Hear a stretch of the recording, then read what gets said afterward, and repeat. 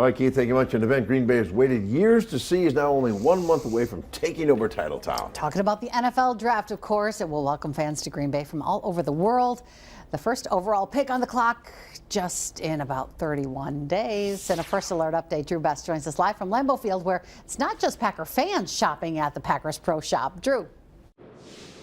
Cami and Bill, workers at the Packers Pro Shop tell me they are already restocking their draft shelves that had been full just this morning. The store featuring new draft items at the entrance of the Pro Shop that were added just last week. A new NFL draft hat wall putting dozens of caps in different colors and styles all in one spot.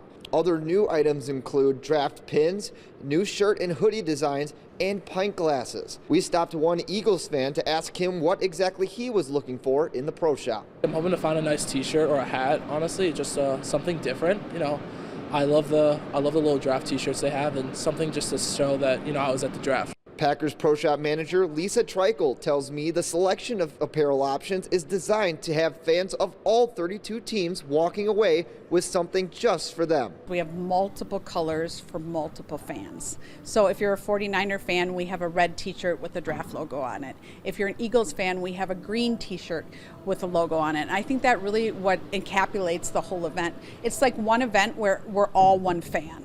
Even with draft gear already taking over a large section of the store, Treichel tells me she expects to see even more new draft gear hit their shelves in the coming weeks. Reporting at Lambeau Field, Drew Best, Action 2 News. Drew, thanks.